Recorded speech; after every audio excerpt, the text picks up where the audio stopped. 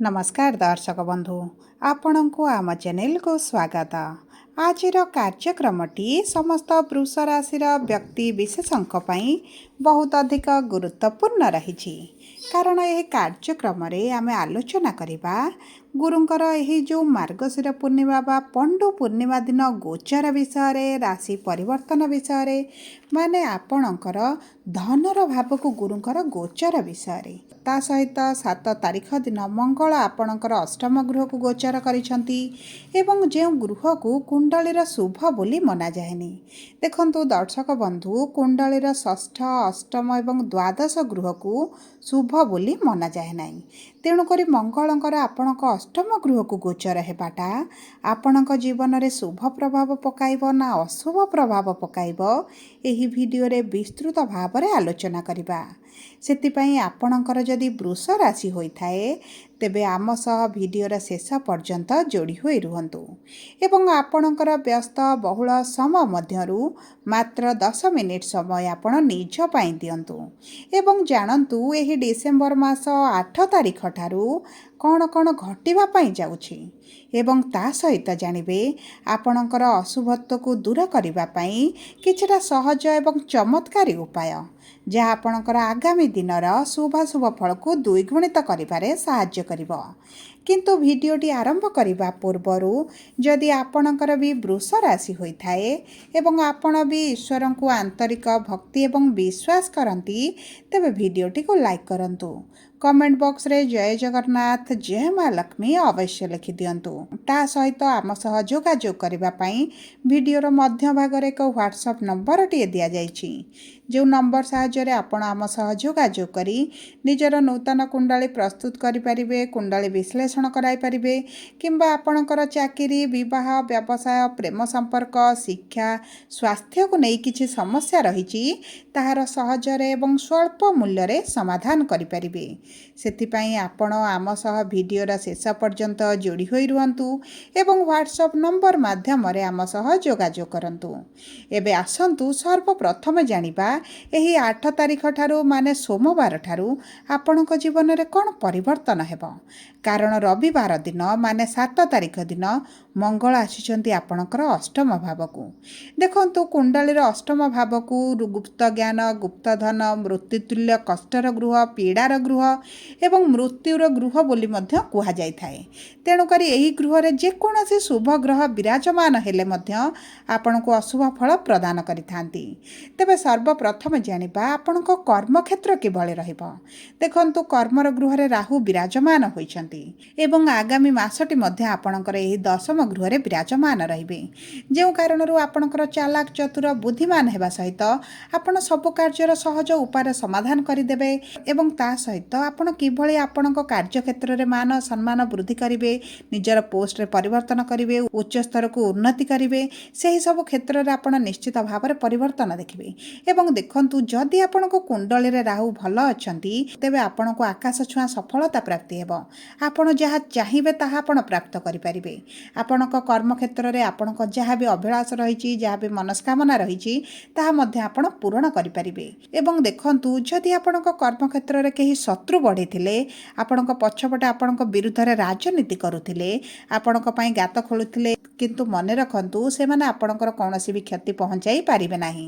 एवं देखंतु एही समय मध्ये जदि आपण किछि नूतन व्यवसाय किंबा नूतन चाकरी खोजुचंती तबे आपणको पई अति उत्तम समय रहिबो कारण गुरु जेहेतु आपणकर धनर भाव को गोचर करिसंती आपणकर धन इनकम बढ़ी जिवो आपणकर प्रॉफिट बढ़िबो व्यवसाय रे जो मांदा परिस्थिति देखुचंती सेतिरे मध्ये वृद्धि घटिबो एवं गुरुकर नवम दृष्टि जेहेतु आपणको कर्मर गृह रे रहिबो आपणको तो बहुत अधिक सफलता प्राप्ति हेबो। आपण ऊर्जावान होई कार्य करिवे एवं आपण जे कोनोसी डिस्प्यूट रे फसिकी रहिचंती सेतुरु आपण बाहर को आसीबे आपणको मान सम्मान वृद्धि हेबा सहित आपणको कर्म क्षेत्र रे आपणको कार्य को बहुत अधिक प्रशंसित मध्ये करा जिवो एवं आपणकर जदि किछि सैलरी इंक्रीमेंट हबार थिला किबा आपणकर पोस्ट रे चेंज हबार थिला आपणको प्रमोशन हबार थिला किंतु दीर्घ दिन हला पेंडिंग होई रहिछि कि किंबा आपणकर होई पारु नाही तेबे ସେହି सब क्षेत्र में निश्चित भाव परिवर्तन देखिए। एबे आसंतु जानिबा किपरि रहिबा आपणकर आर्थिक क्षेत्र। देखंतु गुरु हेउचंती शुभ कार्यर कारक ग्रह। गुरु जो गृह विराजमान करती से गृहर शुभाशुभ फल को द्विगुणित करने सहित आपण भाग्यर मध्य चमत्कारी फल प्रदान करती। आपणकर जो ऋण करज धार थिला ताहा आपण सुझी पारिबे। आपणकर इनकम बढ़िबा सहित आपणकर सेविंग्स मध्य बढ़िबो। कोनोसी ना कोनोसी सूत्ररु आपणक पाखकु धन प्राप्ति हेबो एवं आपणकर जो कार्य गुड़िक बकेया रही जाइछि, जो कार्य गुड़िक पेंडिंग रही जाइछि, अर्थर अभाव को नहीं आपण से कार्य गुड़िक करि पारु नथिले ताहा मध्य आपण करि पारिबे। एवं सबुठारु गुरुत्वपूर्ण हला आपणकर अर्थ जदि फसिकी रहिछि जेकोसी व्यक्ति पाखरे हेउ सरकार स्तर में हेउ ताहा मध्य आपणकु प्राप्ति होई जिवो। तेणु करी आपणक आर्थिक क्षेत्र में तो निश्चित भाव में शुभ परिवर्तन आपण देखिबे। एबे आसंतु जानिबा किपरि रहिबा आपणक वैवाहिक संपर्क एवं विवाहर जुग। देखंतु विवाहर गृह रे आपणकर सूर्य शुक्र विराजमान करिसंती। मंगल आपणकर अष्टम गृह को गोचर करिसंती, जे कारणरू आपणक वैवाहिक संपर्क रे पूर्व जो मनमालिन मतभेद थिला, युक्तितर्क भली परिस्थिति चलीथिला, छोट छोट कथा को नहीं झगड़ा हेउथिला ताहा आपणकर दूर होई जिवो। आपणकर साथींकर आपणक प्रति स्नेह प्रेम वृद्धि पाइबो। उभय कौनसी स्थान को बुलिबाकु जाई पारंती। उभयଙ୍କ मध्य दूरता जो बढ़ी जाइथिला ताहा कमी जिवो। तृतीय लोकଙ୍କ हस्तक्षेप मध्य आपणक जीवन में कमिबा आरंभ हेबो। आपणक परिवार रे जो झगड़ा मनमालिन चलुथिला, जे कारणरू पति पत्नी मध्य दूरताटी बढ़ुथिला, सेही सब विपरीत परिस्थिति मध्य आपणकर धीरे धीरे समाधान होई जिवो। जदि आपणकर जीवन साथी कौनसी दूर रे रहुथिले, उभय अलगा रहुथिले, अन्यत्र रहुथिले, तेबे मध्य आपणक सहित जोगाजोग करिवे, आपणक पाखकु मध्य आसी पारंती। वैवाहिक संपर्क बहुत भल रहिबो।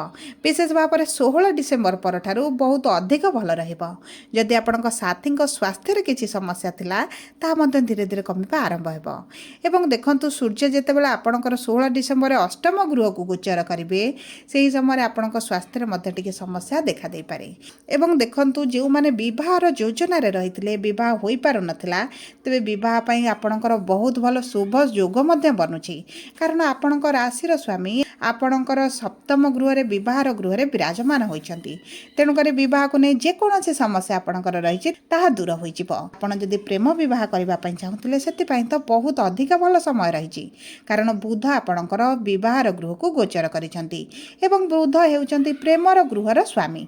तेणु करी प्रेम विवाह हेबार बहुत अधिक संभावनाटी रहिछि। जे माने द्वितीय विवाह करबा पई चाहुछंती ताहा मध्य आपणक पई भल रहिबो। एबे आसंतु जानिबा किपरि रहिबा आपणकर शिक्षा एवं संतानर जुग। देखंतु बुध हेउचंती आपणक पंचम गृहर स्वामी एवं षष्ठ गृह रे विराजमान करी आपणकर शिक्षा रे टिके समस्या बढ़ी जाइतिला, किंतु बुध जेतेबेले केंद्र को गोचर करिवे आपणक शिक्षा क्षेत्र रे आपण शुभ फल प्राप्ति करिवे। आपणकर जदि किछि परीक्षा देबार थिला, क्लास प्रमोशन पाई हेउ किंबा कोनोसी प्रतियोगिता रे भाग नेउचंती, सेतेरे आपणक शुभ फल प्राप्ति हेबो। आपणकर पाठ रे मन लागिबो। पूर्व जो अन्य मनस्क रहउतिले, पाठरु मन हटि जाउथिला, सेही सब क्षेत्र में मध्य आपण परिवर्तन देखिबे।